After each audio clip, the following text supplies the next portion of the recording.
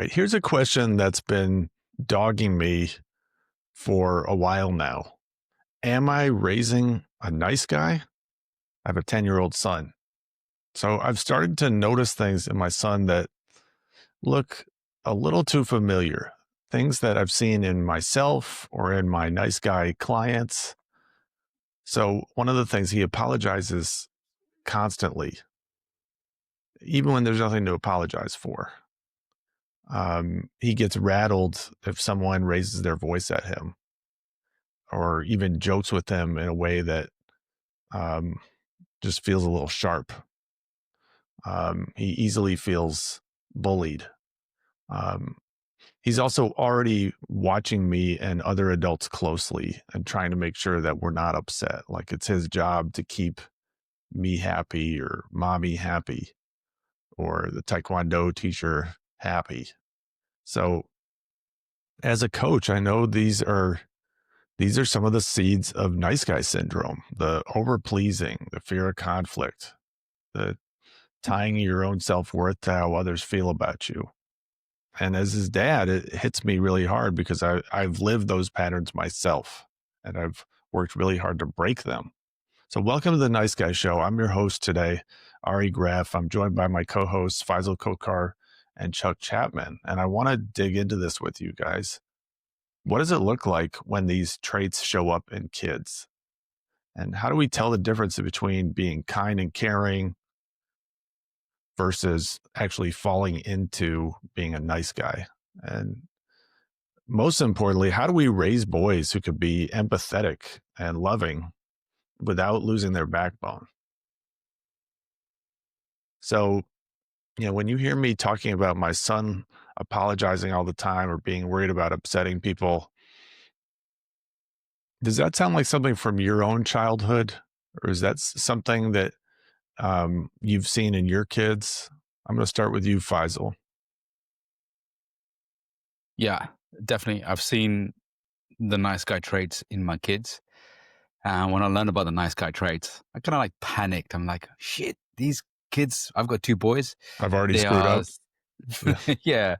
So my two sons are now 17 and 14, nearly going on 15 and 18. And when I got into personal development, they were much younger. And I noticed all the traits of the nice guy syndrome. I know people say it's to do with the childhood, how they're raised, their experiences and exposure to life environments. I believe, in my opinion, the nice guy syndrome is a gene. It's our software that we inherit. So these are some of the traits of men of the nice guy syndrome. Probably have the same traits when it comes to the nice guy girl or nice girl. So these are some of the traits. And what I noticed was the way I show up, the way I behave, or some of the things I do can exacerbate some of those traits.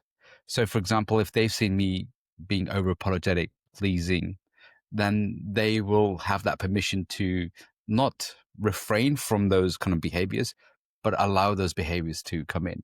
So for me, I'm recognizing that, yeah, they have some of the nice guy traits. And it is a little bit worrying. I do panic a little bit, but then I have to remind myself is that I can work on them with them, and not every time or not always they want to work on them. So we'll definitely be expanding on this as we go through this podcast.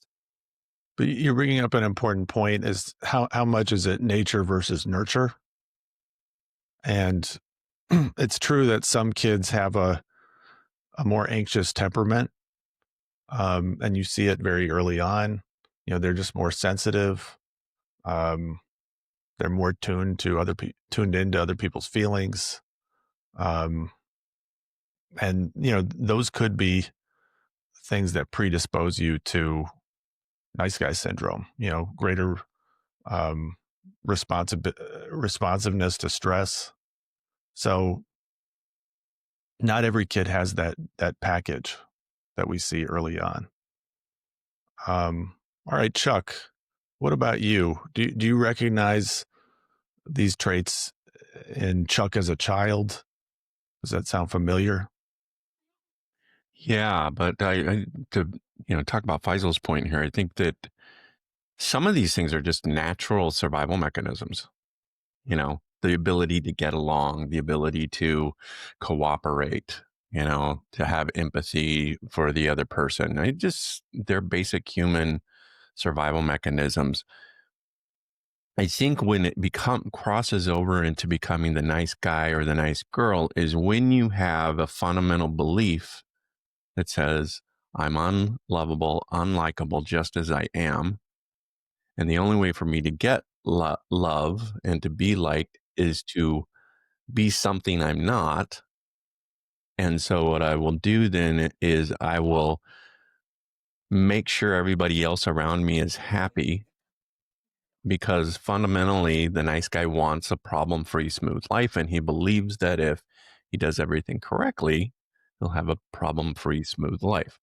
So the defense mechanisms, I think, are natural parts of ourselves. It's the motivation. If I'm doing it because I have this hole inside of me that I don't feel loved and accepted, and so then I feel like I have to morph myself into something else in order to be liked and loved and accepted. And if I'm doing it because I have this belief that if I do everything right, then no, I'm never going to have any problems. So I think we need to be kind of clear on the distinction between what's human behavior and what's nice guy behavior. And for me, it all comes down to the motivation behind whatever it is that you're doing. So, yeah, they are written into our DNA in terms of, behavior and getting along and cooperating and just being good citizens. But where we tend to take on that shame within ourselves because we feel like I'm unlovable, unacceptable, just as I am. And so I think if we're teaching our kids self-love, you know, then when we see them do things like apologize or try to get the approval from the instructor or something like that, that just might be just kind of a more of a normal human behavior. So that's my 2 cents. Yeah, I think where I've struggled is, you know, where is it normal or even adaptive behavior versus moving it really into people pleasing. Um, that it can be hard to tell. Um, and Well, I and think and maybe we can't tell for a little while. Maybe we well, I think you can look for clues though. I mean, I think you can look for the clues that are like, you know, if there's this deprecation, if there's this, oh, I can never get it right. If there's this, I'm stupid or, um, nobody likes me kind of thing. If those things are showing up early in childhood, then that's more of an indication of that shame based behavior. So, I mean, I think you can kind of tell if your child has good self-esteem if they feel like, yes, I can do this, I'm going to make mistakes but I can get back up and I can try again, or if they're um more in line of like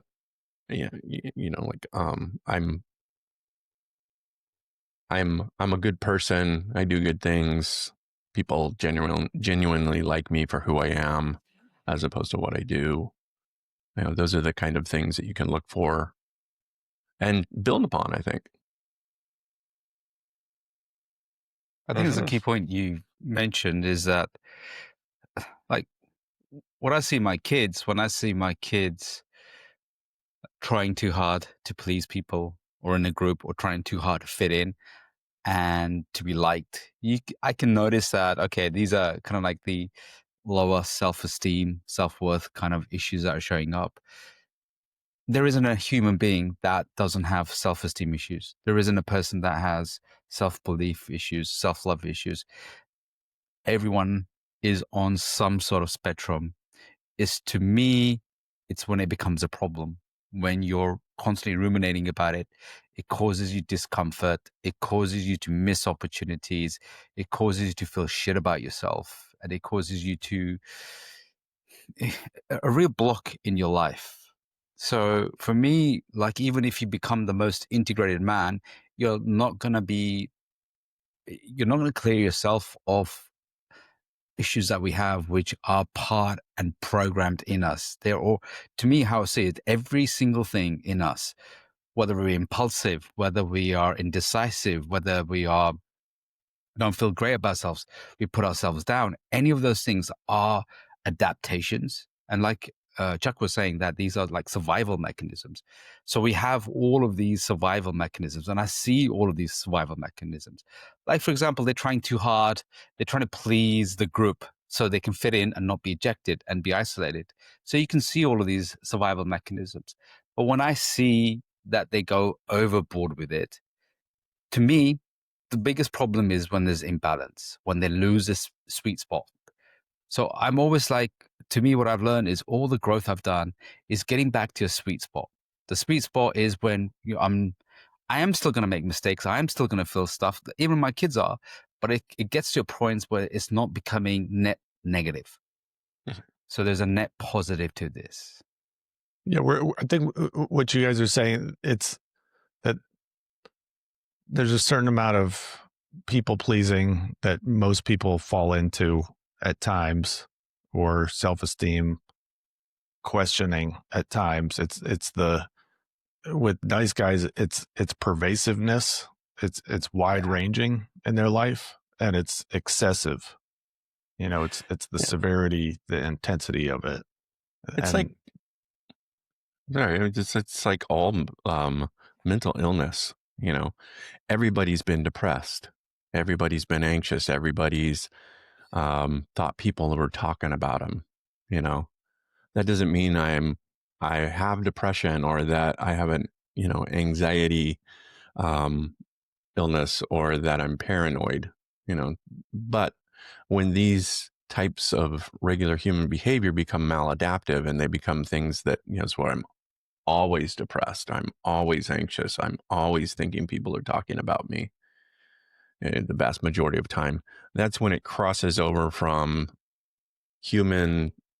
normal human behavior or adaptation to maladaptive. And I think that's the same thing with the nice guy syndrome. Is these behaviors are just normal human behaviors. It's just when they become so extreme that I never feel good about myself. I'm always questioning myself. I always feel like I don't fit in, and I have to change who I am in order to be able to be loved and accepted, and that kind of thing. That's when it becomes the nice guy syndrome.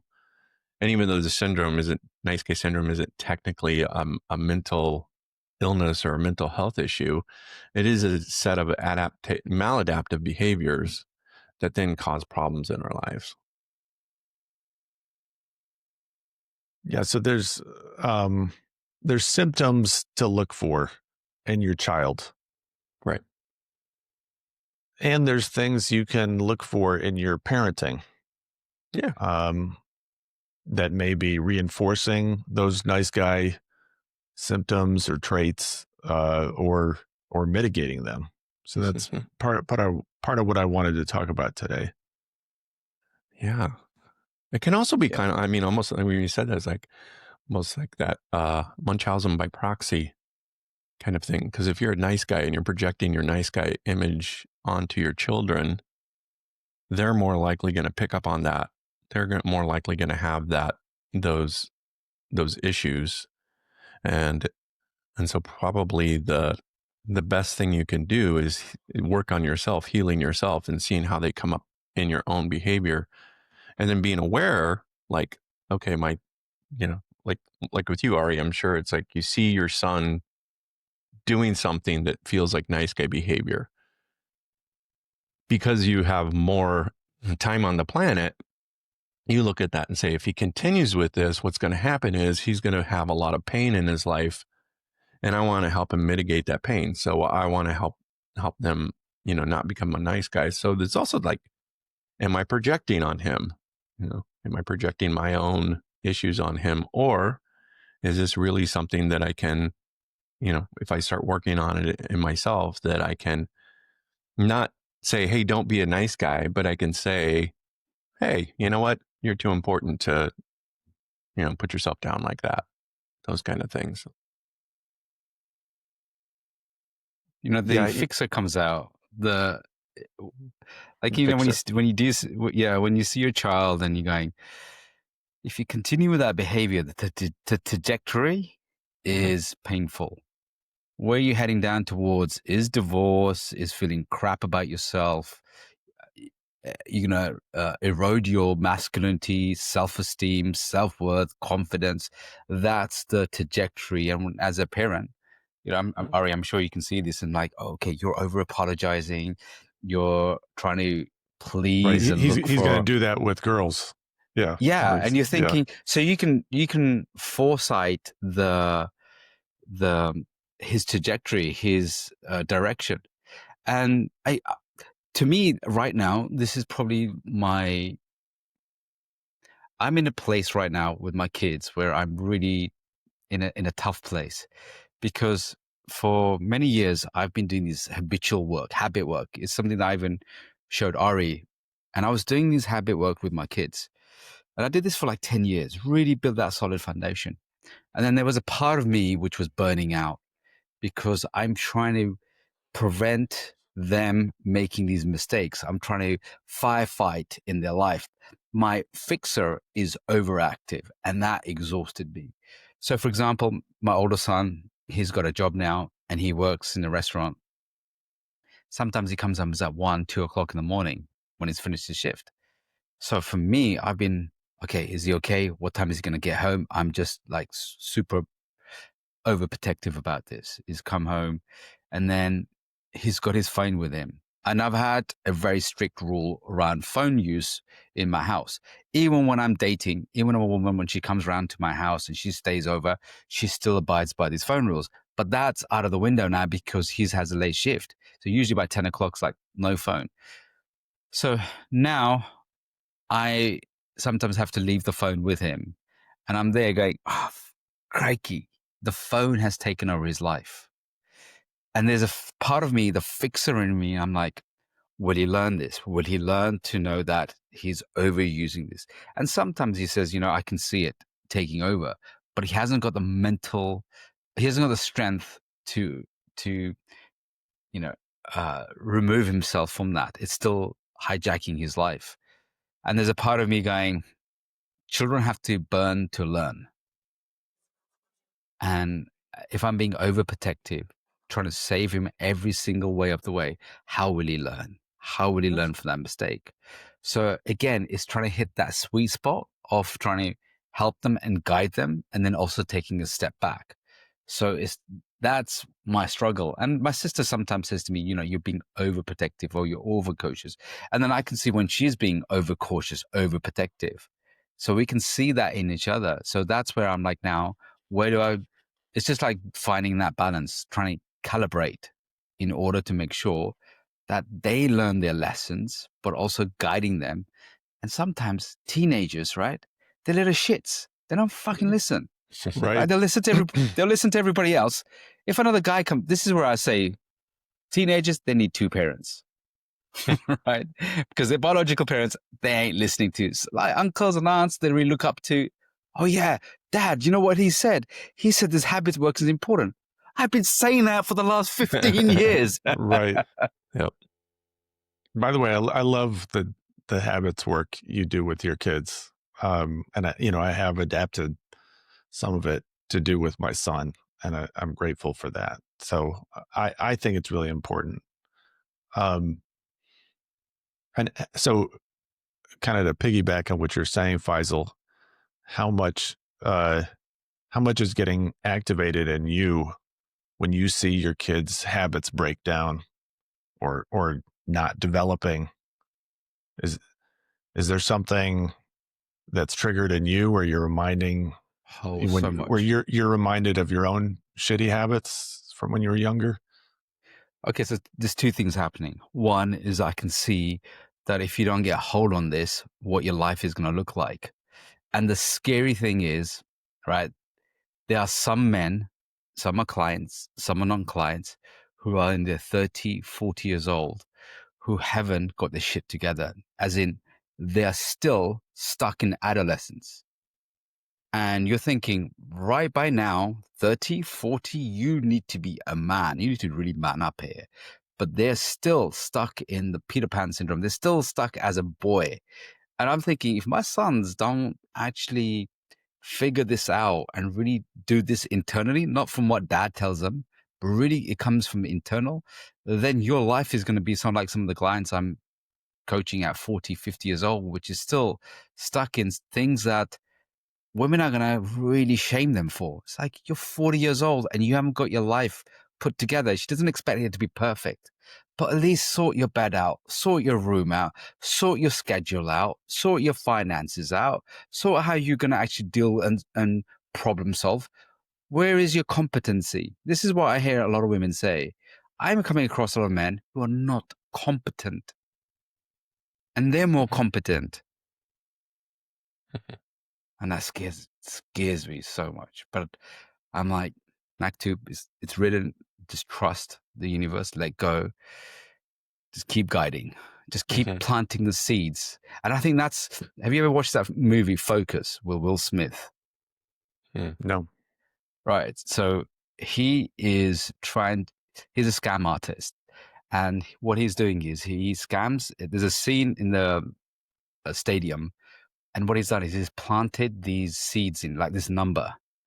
So he's planted this number in this guy he's going to scam. And when he gets to the stadium and he sees that number and then he calls that number out. I mean, I'm probably butchering the scene here. But what he's done, he's planted the seeds in. So what I'm trying to do now is just plant some seeds in, because they don't listen to my lectures. They don't want to know about dad. Just as soon as I talk, they just zone out. So the other day, I put the word habits and I left it on the floor, so they had to walk over it. So what I'm doing is just being one more right. Yeah. So I'm planting these seeds in just because they can't stand my voice. They're like, oh my God, he's going to why don't you just put it on their pillow? Like, I just put it anywhere. I put it underneath the bed sheets, and when they open the bed sheets, it's like, there's a message there. I've just hidden them everywhere. This is what I've been doing. But again, my dad is crazy. Yeah. My dad is crazy. That's the take home. Yeah. What about if, like, I mean, I'm just thinking, like, if my dad did that stuff, I'd be like, as soon as I'm out of the house, fuck all these habits. Like, right. like I'm not doing anything, you know? Yeah. Like that's my dad's thing, you know? Yeah. And it can it have a backlash or an opposite effect if you're, you know, I don't know. I mean, I guess we'll find out in 10 years time, but, yeah. When I have a rational conversation with him, he's like, Dad, I know you're right. And I know that they all make sense. But especially the one with ADHD and things like that, sometimes when they're on a spectrum a bit, I see them, they have more of the defiant personality. So defiant is like, whatever I'm told, I'm doing the opposite. Right. So I can see that. And sometimes I'm just letting them make the mistakes, and it can be costly. It can be embarrassing, whatever it is. Right. And for me to just, I think the biggest lesson I'm learning is to manage my fixer, my savior complex. That's what I'm really working on. It's like knowing when to shut up, have some good timing, let the lesson be learned, let it go, and just move on. So it's, to me, right. You don't have to. And when you said about, so when you talked about, about you being the nice guy, there's two parts. One is that they will look at modeling. So what are you modeling? So sometimes I can not model the behavior I really want to instill in them. So keeping my cool, keeping composed, saying less, not always lecturing, asking questions. So now it's like, had I learned this before I had kids, was how are you going to show up? Are you going to model a lot? And they're going to copy that. Some things they're going to copy, and some things they're going to rebel against.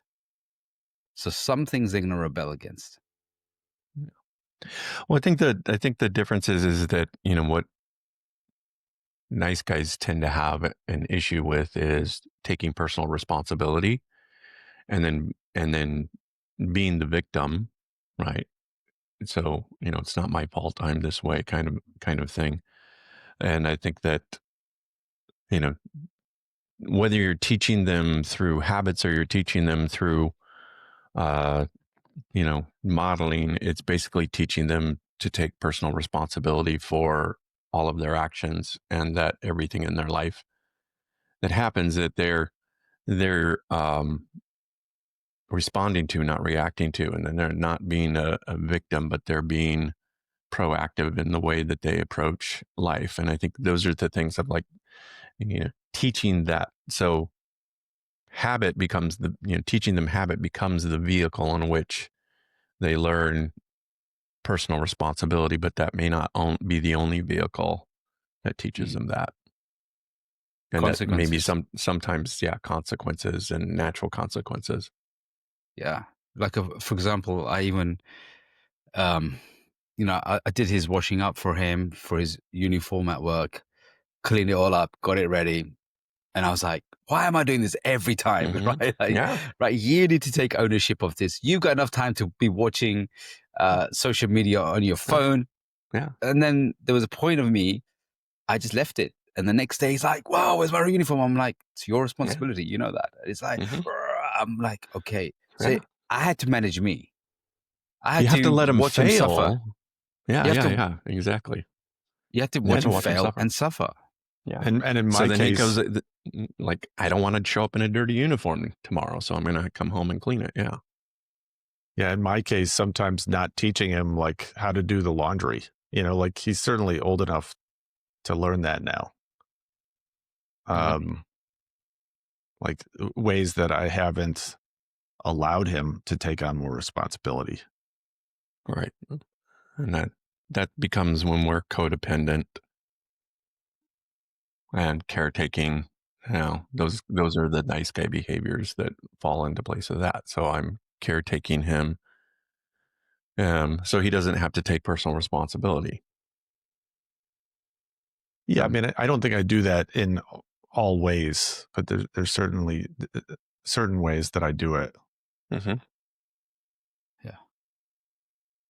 There's a saying, one of the things I noticed is they were saying that migrant parents who've gone through struggle tend to have more competent kids. When kids become competent and they become parents, they tend to have incompetent kids. I see this cycle because the parent. So for example, well, it's not also rebellion. It's that we're constantly safeguarding them and we're constantly making it easy for them. Like, for example, when my mum and dad, my dad was at work. My mum couldn't fix my flat tire on a bicycle. She's got no clue, right? So I had to learn and start fixing the bike. I had to make the mistakes. My kids don't know how to fix a puncture, and that's on me because I'm like, okay, it'll be easier, quicker than you trying to figure out. Let me just sort it out. Right. Yeah. And I see that in other parents as well. Do you know what? Let's paint the house. No, I'm not going to get the kids involved. Let me just do it because I don't want the hassle, the mess, the headache, the stress. Well, we don't teach anymore. We don't let them teach and experiment. They don't experiment. They don't learn. Mm-hmm. So we don't let them fail. We don't let them make mistakes half the time. I had a situation last week. This might be a little bit of a tangent, but my son and I are, we're preparing to test for our black belts in Taekwondo. And, to some extent, this has been driven by me, and I really wanted my son to have this experience of doing something that was hard and mastering it like a martial art. So, he's been doing it for 3 years. So he's put in a lot of work, and about halfway into it, a year and a half ago, he was talking about quitting Taekwondo. And that's when I talked to his teacher. Because I told his teacher, well, Judah's talking about quitting. and my ex was kind of entertaining it, and I didn't want to entertain it at all. And that's what the master said. You should have never given him a choice.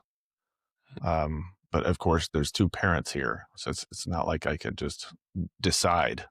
Nor do I want to be the type of parent who's just always making decisions for my kid and not caring what he actually wants or what he's interested in. Sure. Nonetheless, I really wanted to give him this experience of mastering something, and I admit that it does connect to an old wound that I have, because I don't feel like my parents pushed me to master things when I was a kid. They didn't challenge me. And my dad even told me, I didn't want to push you too hard because I thought you were fragile. Mm-hmm. I appreciated his honesty about that, but it really bothered me that was the calculus that he made. So I have wanted to give my son a different experience, to give him some real challenge. Which is why I ended up joining Taekwondo, and I knew this would help motivate him, and I was right. So here we are another year and a half later, and we're both primed to take the black belt test. And then there was one more hoop that we had to pass through last week before we could qualify for the test, is passing something called the jump rope test, where we had to do 100 jump ropes in a row. And my son basically had never done more than 20 in a row. And every time we would practice together, he would cry very easily, and just get so frustrated and want to quit. So this was another situation where I felt like, he might want to just quit here. And then I talked to my ex, and she's like, are you pushing him too hard? Is this really your childhood issue cropping up again?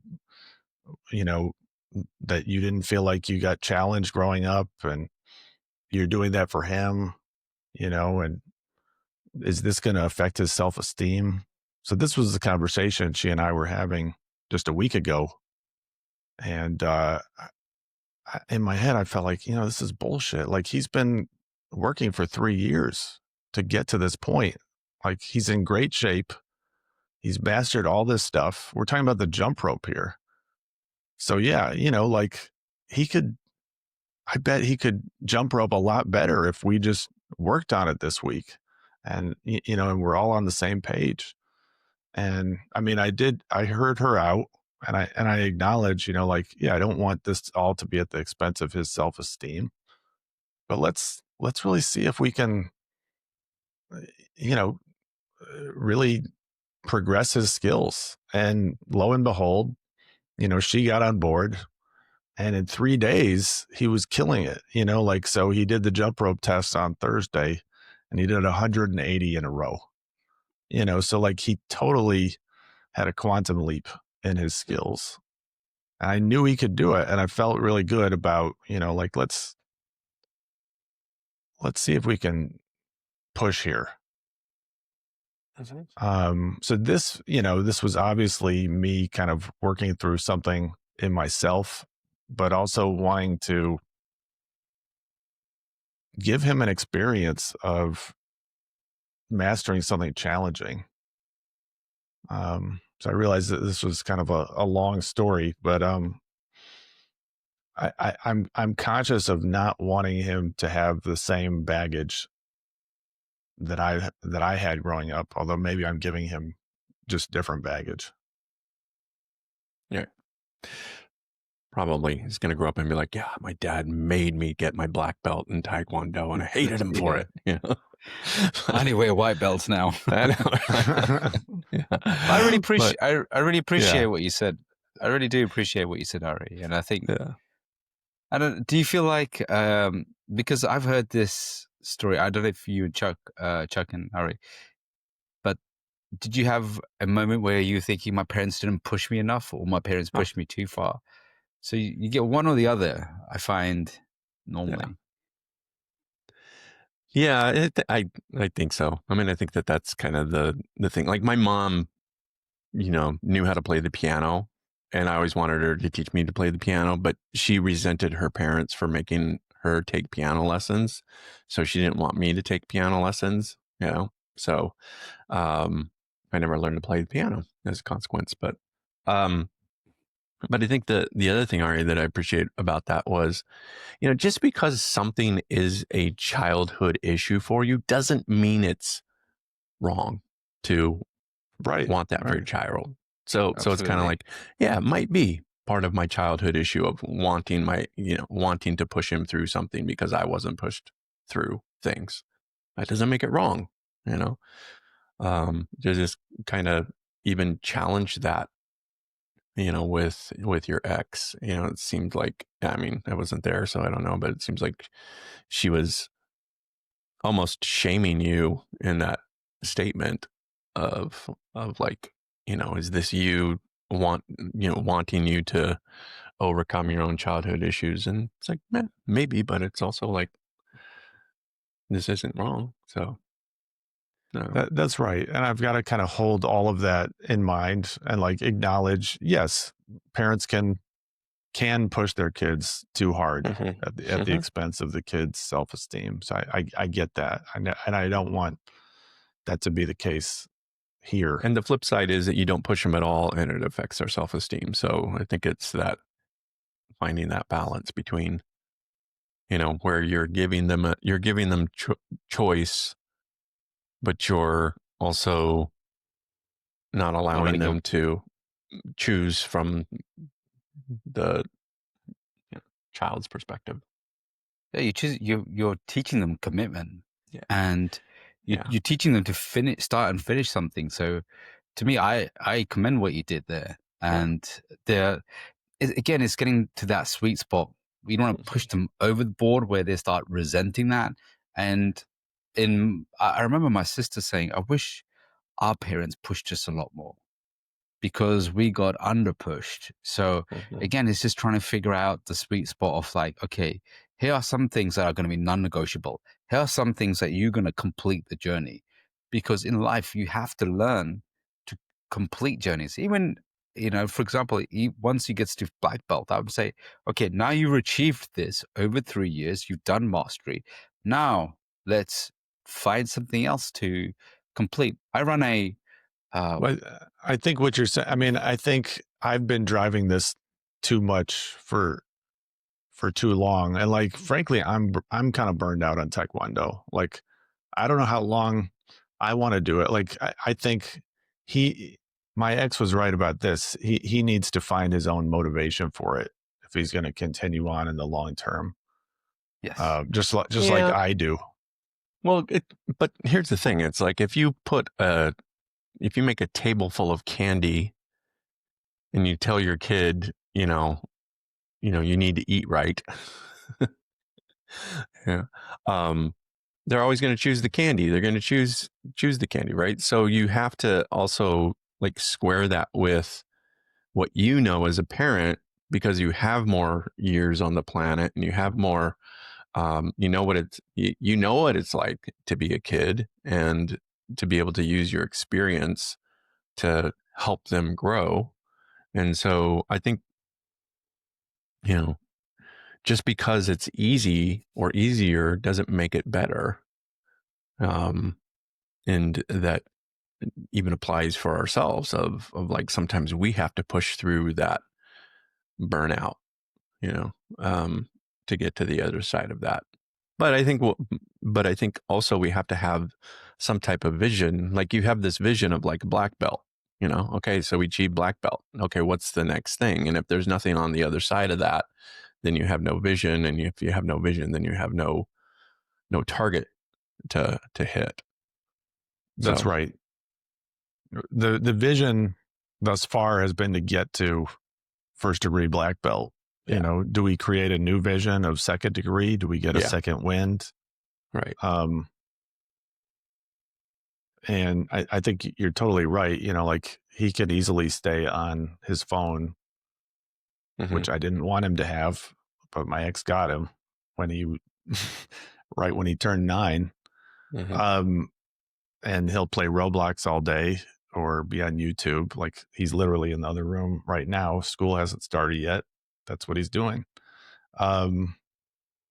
So yeah, we can't expect kids to challenge themselves or structure themselves. Yeah.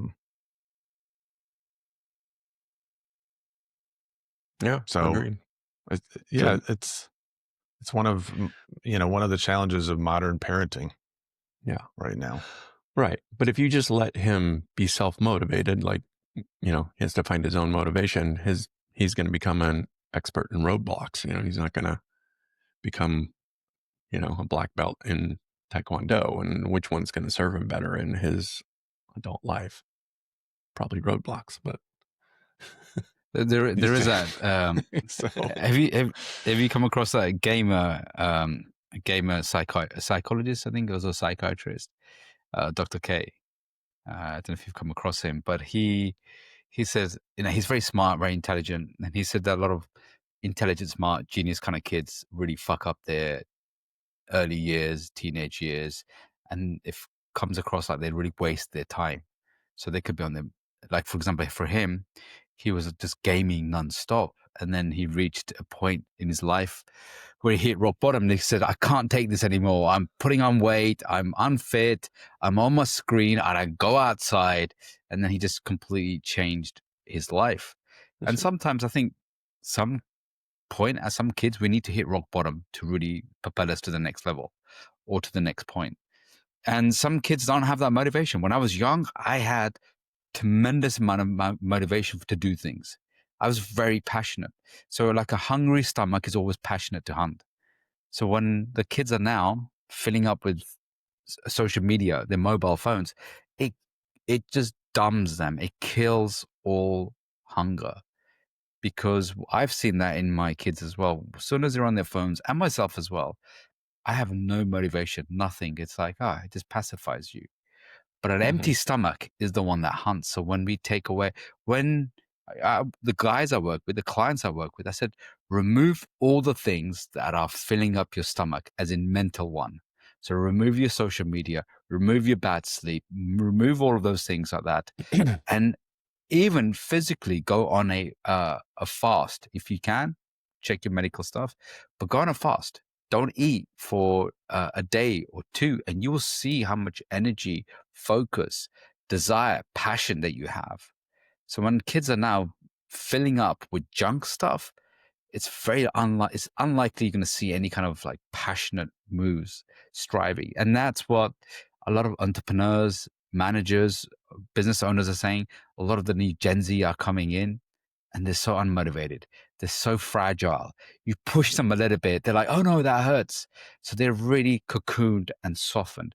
And I think it's our fault as parents softening our kids way too much, especially boys. They need, again, a sweet spot, but they need that push, finish that. Until you finish that, we're not looking anywhere else. Don't get distracted. So I really like that. And I would say that was kudos to you. After that, then you can be another milestone. Hey, let's pick something else. What's really passionate about you? Apart from Roblox, 3 years of that, but find something. That's right. I mean, I don't believe most kids can just hit rock bottom and then develop better habits. I think we have to teach them the habits. You might have been the rare kid who could develop some on your own, but I think kids need to be taught. Yeah, it comes down to basic human behavior is we avoid things that are painful and we seek out things that bring pleasure. So exercise is painful, it's uncomfortable. Video games brings pleasure. But then what happens is if I don't exercise and all I do is eat junk food, pretty soon that becomes the pain point.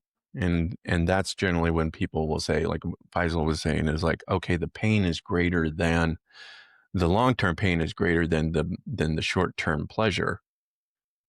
But as a child, you don't know what that is like because you've never really experienced like the long-term thing. And so Ari, by what you've done with Judah is you've helped him experience, long-term discipline, pain, showing up and doing this thing.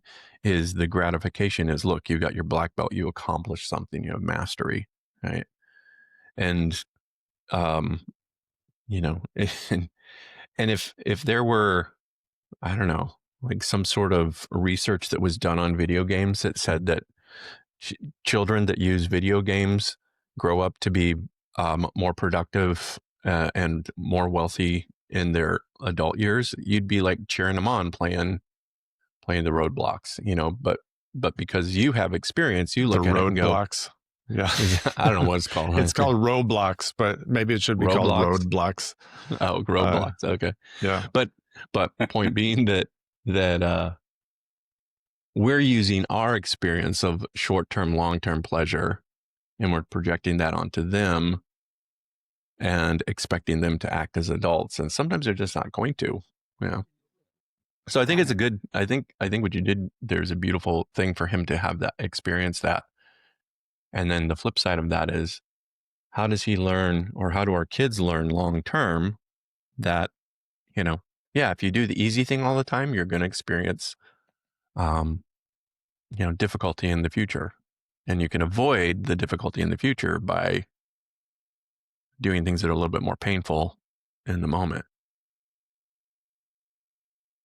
This parenting skills also translates to better relationship skills as well. So one of the things I'm learning is, okay, especially with guys, when they're going out dating, I'm helping them to understand is because the instant thing that comes out when the guys go out dating is that their fixer comes in. Oh, she's damsel in distress. She's super attractive. Let me do this for her. Let me do this for her. And their savior complex really comes out, like wanting to save them, wanting to fix things for them, sorting their problems. And I always say, whoa, guys, slow down. Observe. How does she handle difficult situations? How does she overcome them? Has she also learned to mature as well? Has she learned to have agency, or does she just blame the world? So it's a great skill for them to learn and us to master ourselves, but also to observe everyone else. So this is a great skill of not always wanting to jump in and rescue your child, but not always, again, the same thing, not always needing to jump in and rescue your partner or someone that you started dating or getting to a relationship, because when you do, you rob them of their own learning as well. I remember when I was dating this girl, she wanted something from me, but I knew that she had to get that internally. So I said to her, look, this is something I can't give you. And she got really angry, really mad at me. And I was like, let me just give in and pacify this. Let me take away her anger so she's not upset, angry. But I was like, no, you got to hold your ground. If you cave in, you're going to be selfish because she needs to learn this internal lesson. It's to do with her, nothing to do with you. And then one day one passed and I'm getting agitated. I'm like, oh, there's too much tension. 2 days went past.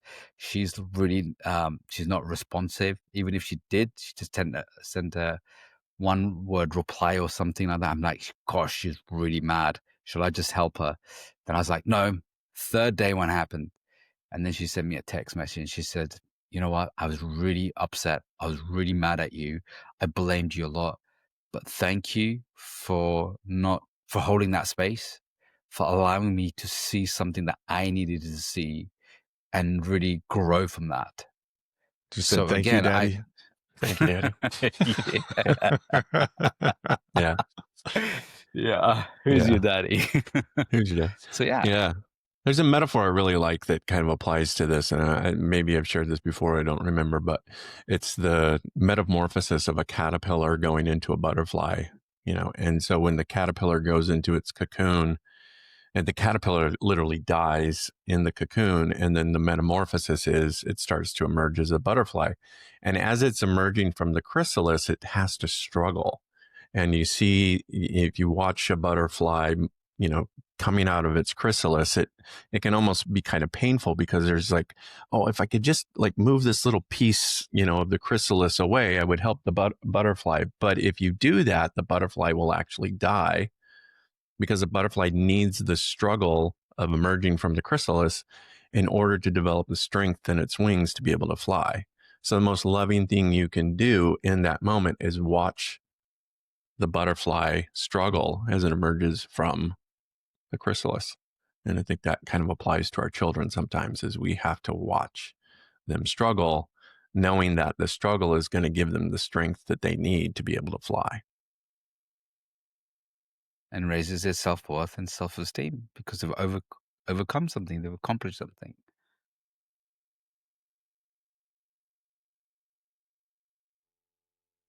Are there any ways that you guys feel you have, maybe this is more for Faisal, but reinforced nice guy patterns in your kids?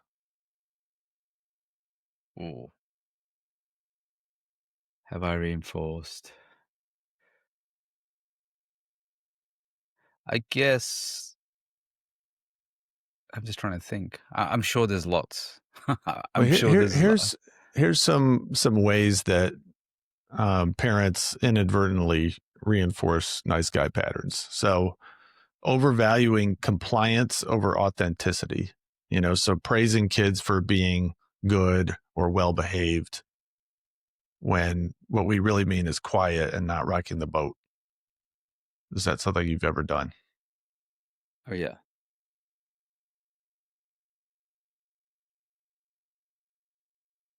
One of the things I guess that's coming up is, there's parts of me seeking approval. So making an effort for somebody and not really wanting to do something, but because it'll make me look nice amongst family and people, and not really sharing my opinion, and then going, "Oh, do you really want to do that?" So not Like, what's an being, example of that? just with with family, just wanting to do things that I feel obligated to do that actually is not really concurrent to me. I'm like, okay, well, I've got to do it because it'll please everybody else. Yeah. So you're modeling that for your kids? Yeah, that kind of stuff. Like going to synagogue? Is that one of the things? Mosque. So there's always something that you do as a little bit that's always like approval seeking, and you catch yourself because I'm on my own journey of nice guy recovery. Then I can see that, oh, you know what, I'm doing something here that isn't really an integrated man. Even here's something that I have become very, very conscious of: moaning, complaining, bitching, and criticizing. And I think that's a really horrible negative trait, is to really take that in and say, okay, well, that situation wasn't great, but let's model, like, what did I get out of that? What did I learn from that? Rather than just going into complaining, moaning, gossiping, backbiting, whatever it is, just going into that and then just holding frame and say, calling myself out on it and calling my kids out on that. So that's, to me, one of the biggest thing that that comes to my mind right now. I think one of the most dangerous things we can do as nice guys is when we see our children as a reflection of us, in terms of, like, let's say you're someplace and your kid is throwing a tantrum, right? You're embarrassed and you want them to stop because you're afraid of what other people are going to think about you as a father, that you're more concerned with your own image than you are with, like, actually, like, letting your child, do what they need to do, or whatever, or making choices in the moment. So I think once if we see our children as an extension of ourselves, like, if he doesn't do this, then people are going to think that I'm a bad father, or if he does this, people are going to think I'm a good father. That's a real dangerous thing to do, because then what we're doing is we're not allowing our child to be their own person. We're making them an extension of ourselves. And I think a lot of parents fall into that category. Yeah, it's really hard not to do that. Yeah. I think there's a limit to that as well. I think some part of it is vital because there are some principles, there are some etiquettes that we must carry. But when it gets, again, when we lose a sweet spot and when we start to flexing or try to show off, and I think that can get out of order. Out of order. But I think there is an extension of ourselves, maybe not always an extension of ourselves, but there's an extension of our principles that are important. So how we conduct ourselves in, Mhm. in the home and also in society as well. I think that's important. That's definitely important for me because Isn't that kind of saying like my values are correct and so my values should be your values? if my values are generic, for example, not for example, when you greet somebody, you meet somebody, there's a principle of meeting somebody and greeting somebody.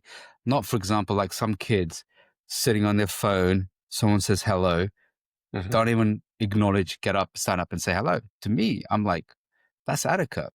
That is not my values. That's being a courteous, charismatic individual. You get a phone, hello, yeah, all right. Or you walk it, or somebody, like, for example, if somebody comes to the house, I've got into houses where kids have completely ignored you, and said hello. So to me, yeah, there are some principles, whether they're extension of me or not, which are, to me, really important. You uphold those. All values, timeless values, that's missing in some. Yeah, I think Chuck, your point makes a lot of sense, but I think it can be taken too far to an extreme. Like it doesn't no, your kids aren't an extension of you, and it's not good to have that mindset. But that doesn't absolve you of the need to parent them. Oh, well, So yeah, for sure. Yeah. Yeah. But choosing what's the best thing to do, like, for example, letting them learn natural consequences, the pain of their own behavior at the cost of it embarrasses you a little bit. It's kind of like what Faisal was saying earlier about like, well, I'm not going to, I'm going to paint the house, but I'm not going to teach the kids to do it because it's just easier for me to do this on my own. So I think if there's a situation where it's like, oh yeah, this is embarrassing, but he's got to learn the natural consequences. Yeah, why is your house painted pink and black? Yeah. Right. Yeah. Well, that's what they picked, and That's what, yeah.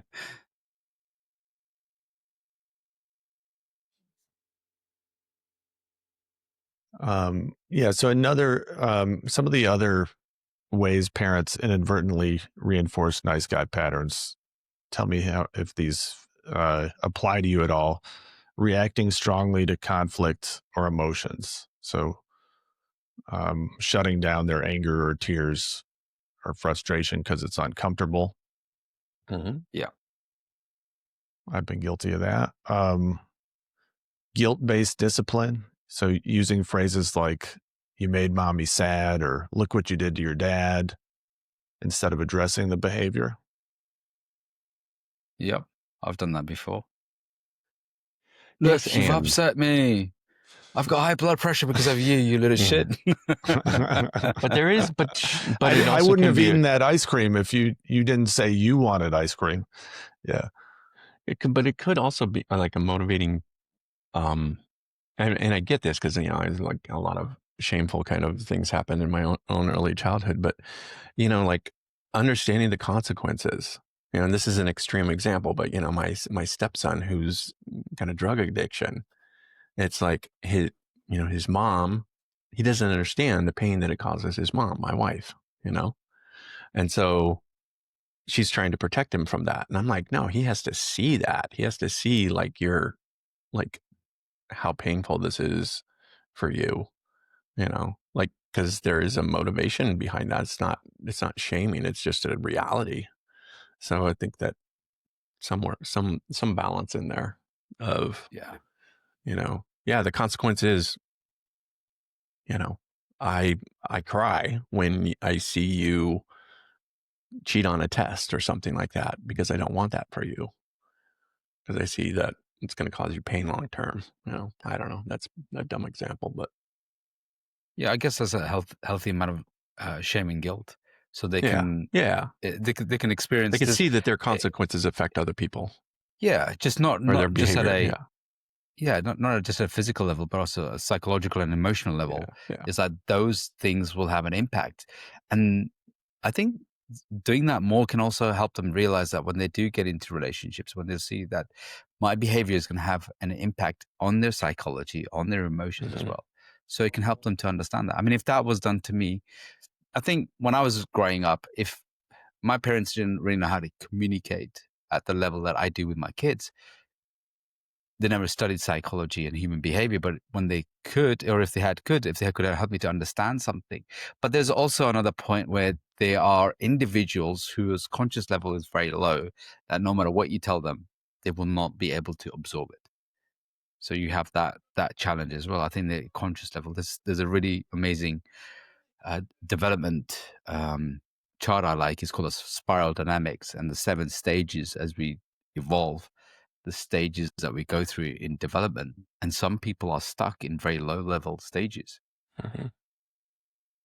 So I like what you're saying. There is some value in a child understanding the impact of their behavior on their parents' emotions or other people's emotions, and there's a difference between that understanding and even feeling some guilt about it versus them learning, well, I'm responsible for managing Right. my parents' emotions. You That made that mommy mad, and your versus job is to not make mommy to mad. make, yeah. So yeah, this it's a lot of these are sort of a continuum, I Mm-hmm. think. Um, Now, what about conditional approval? So, giving big praise for achievements or good grades, but not affirming your child for effort or creativity or just being their authentic selves. Mm. I think it's based on context. So if they were being the authentic, lazy shit out self, then yeah, what are you gonna tell them? If they've done something, this is something I was thinking about the other day, and in life we have to. There's that societal, the kind of like the feminine kind of narrative that we're all winners, we're all champions. Everybody gets a participation trophy. Yeah, you get a trophy, but no, but you have to earn things in life. So otherwise, you'll exacerbate this entitlement kind of behavior. So w- will I get, like, I even said to my son, and I was saying to the guys in my group, it's like respect is earned. So your parents, this is what I was thinking, and I haven't completely formulated this. Your parents will love you, but I don't necessarily think they will respect you, because respect is something that every individual has to earn, not from the individual, but do something in the world that earns them respect. Like I will love my kid. I love my kids, but I don't always necessarily respect. And respect is something like, for example, imagine you have a friend or an individual that you love, but they're just a complete slob. They're a liability. You wouldn't respect them, but you love them. There's a Yeah. difference. Yeah. So you have to, Unconditional love, but not unconditional respect. well, again, unconditional love. Again, the condition is that they are in my life. There's somebody, that which is a condition. So therefore, I'm thinking this from a like, if this was an algorithm, of course there's always a condition. But I'm just saying that respect is very much earned. So when guys feel unloved, they're like, men associate respect with love. And they're like, I feel really unloved. I feel like not great about myself. I said, what are the things that you've done in order to earn your respect? If you're watching porn all day, you're constantly being a slob, you're on your social media, of course, you're not going to feel respected by yourself and others. So therefore, how are you going to feel good about yourself? You got to earn your seat at the table. Everyone has this. You're going to be judged on what you deliver, especially as a man. Beautiful women can get away with a lot, but men are judged a lot on what they deliver, not what they promise, not what they say, on what is delivered. It's just like the guy going out hunting, goes out, hey guys, I'm just going to get the best feed for tonight, comes back with a little pigeon. Come on, man. Well, I think that it's respect and trust are also kind of thing. Like if your child lies to you all the time, you're probably not going to trust them, you know? So you can love somebody and not trust them. You can love somebody and not respect them. I think there's probably other things that, you can ways of being with somebody. It doesn't change the fact that there's a deep emotional part of me that really wants the best for this person and feels attached to the person and feels like, there's I feel pain knowing that, they're going to be causing pain to themselves. So whether it's respect or trust, there's probably lots of things that, just because that don't really fall under maybe the umbrella of love. I like that one. I really like that one. I can love someone, but doesn't necessarily mean I feel trust them. Well, I can Or hold both things, right? That's the balance. It's not an either or. It's like I love you and I want the best for you, and I feel pain knowing that you're doing something that's going to cause you pain, and I don't believe a word that comes out of your mouth because you've proven to me time and time again that you can't be trusted. Yeah, it's like my son. I can't trust him to make his bed every day until I nag him. Right? So I have zero trust in the fact that that's going to get done. Mm-hmm. I love him, but there's no trust when it comes to making that bed. There are some things I will trust with it, trust that he will deliver.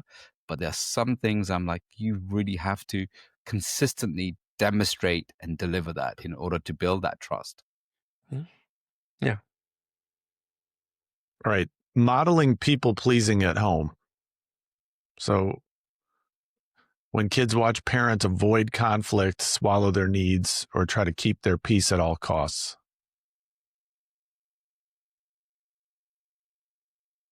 Are you doing that? Not as much, if anything. Before, years ago, yeah. The married version of you? Is that... Yeah, even the early stages of after divorce and not knowing about this work. So yeah, there would be parts where I would avoid conflict, please them, win their approval. But now I'm like, I'm okay with that loss. I'm okay with the fact that people might not like me. I'm okay with the fact that I'll be judged for something, but I don't always need to win. And again, it's not always binary. It's not always like I never do that, but it's like far less than I've ever done it. Yeah, I think there's I think this can, I don't know. I think there's this idea in parenting that you should be friends with your children, and I think that that's not a job as a parent isn't to be friends with them, but you're parenting them. And I think that because people will say, well, I don't want them to not like me, then I want my child to be, be my best friend, that kind of thing. I think then that is where you're going to start having the nice guy behavior show up where you're like, well, I don't want to make them upset, so I'm going to do what they want to do, kind of thing. Is that when girls say, I want you to be my man, my lover, my husband, and my best friend, everything. Mm-hmm. There's no boundaries in that. There's no separation in that. Well, it puts an awful lot of pressure on you as her partner. Mm-hmm. And it means she doesn't have to work on finding ways to meet her needs outside of you, or she doesn't have to develop other relationships, other skills. Yeah. Yeah. I mean Yeah. that's like how that's what sinks a lot of modern relationships, I believe. Yeah. I just had this experience the other day where I was in my pottery studio throwing some pots, and my wife came in and she said, "I really like that you have things that are just yours. And I hope you teach that to the guys that you work with." And I'm like, "I do." That's one of the main things I teach them is like, have something that's yours outside of the relationship.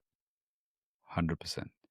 And something that you keep separate, Mm-hmm. which is something that I learned.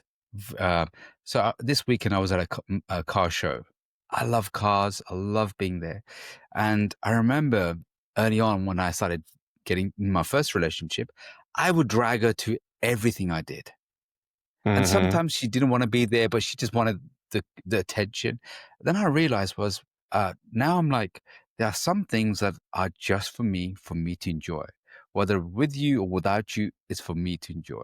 There's some things that I want you to enjoy without me. And there's some things that we'll enjoy together as well. So it doesn't mean it's always going to be fixed in that way, but these are my things, they're your things, and then we have our things as well.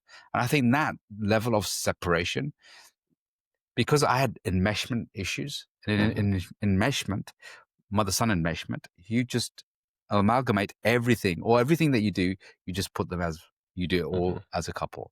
And I think that is very unhealthy. What if she says to you, "I love you, and there's a car show coming up, and so I bought tickets for us to go. Even though it's not necessarily my thing, I know it's your thing, and I want you to go and enjoy it, and I want to just watch you enjoy it." Okay, if that was a consistent manipulating pattern, then I'm cool with Yeah, that. not manipulation, but it was just like like, I don't know, you had a birthday coming up, and she's like, "I bought you." Yeah, I mean, that's cool. It's a Yeah, gift, it's a one-off, but what I'm looking for is patterns. the pattern. Yeah, gotcha. Yeah. Sure. So to me, it's always not the one-off. Obviously, if she had an affair or cheated one-off, that's those are. But what I'm looking for is a pattern in that Sure. relationship. It's like, oh, there's a car show here. I'll bought this ticket. Oh, I know you like that one. Is that every single car show? Yeah, It's yeah, like, yeah, hey, come yeah, on. There's yeah, there's a huge. My ex actually did that. yeah. So one of the exes, that big red flag one, she actually did that because she knew the things I loved, and she would just It's a pre-book manipulation. them. Yeah, because it'd be way to completely keep me under monitor, control, Mm-hmm. and meshed. Mm-hmm. That's what Yeah. it wasn't to please you so much. It was more to Oh no, it was more for her. It was more her controlling issues that she had. It's like I was so under the thumb. Even a boys' holiday turned into her tagging along. Mm-hmm. Like, oh, I can get us another ticket and things like that, and we Right. can be together. And I'm like, I was a total wimp, nice guy. And then, yeah, my friends are going, why is she on a holiday with us? Oh, but we don't get to spend enough time, which was bullshit. And then, oh, we can spend some time, and then she can get to know you. And my guys were like, fuck, you are under the thumb. Yeah. So yeah, But you got to make those mistakes. yeah, and I think to go back to kids, I think it's healthy for kids to see that Mhm. dad has his own activities and his own friends outside of mom, um, or that he just just does for himself, and And that he mom loves supports spending. that. What's that? Yeah. And mom supports it. Yeah, if you Yes. guys are together, or Yeah. if you're not together, there's things. I go on retreats or Yeah. vacations or Yeah. things with buddies that my son wonders about, Mhm. and those are things for dad. And Uh, also with your kids as well. Because not everything I do, I'm like, I have to involve my kids. There's some things I want to do solo. So my right. kids learn that. So my kids will learn, okay, because there's a lot of things, I mean, car shows, I go with my kids because they love cars. My nephew loves cars. This is like a thing that we do together. But there are some things that I do on my own. It's like, this is just dad time. Dad, can we come? I'm like, no, no, no, no. This is dad's time. Like, for example, I booked a hotel night by the seaside, and then, no, this is just for me. This is my reset time. So I'm modeling to them. It's like, it's okay for me to take some time out to reset, enjoy myself. And I said to my son, I want you to do the same as well. I want you to be able to do things for yourself and you choose them. So that was key. All right, I'm gonna start wrapping this up. I'm gonna give just a summary between, if you have a son, and you're wondering, is he becoming a nice guy? Is he in sort of like the prodromal version of a nice guy, or is this just a normal kid? A summary of what the difference looks like. So, All right, before you do that, yeah. Here's something. There might be some mums listening to this as well. So is there any, just like one kind of like wisdom that you would want to pass on to the mums? Let's all three of us do that.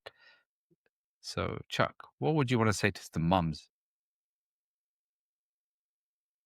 I would say, well, we're talking about moms to boys.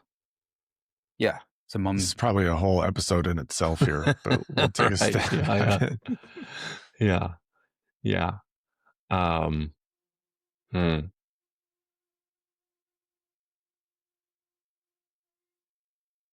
would say, this is kind of riffing off the first thing comes off the top of my head of that. Allow your boy to be around masculine energy, and not to be afraid of it. I don't know. Oh, okay. I like that. Yeah. Ari? Allow your son to have experiences of making mistakes and failures, and that this is part of being successful. This is actually part of having a healthy self-esteem. We don't have to protect our kids entirely from having those failure experiences. That's nice. That's good. If I could have spoken to my mom, and I see a lot of mums do this as well, is understand the fact that a boy's template of life can differ from yours. So really understand the difference to make a difference. So really take your time, understand that, and understand that his world, his hormones, his blueprint can differ, and it doesn't mean it's wrong. It doesn't mean it's it should be dimmed, or that he needs to hide from it or be ashamed of it. What I would say is that he needs to be guided by other men to really understand it and master it and be okay with the difference.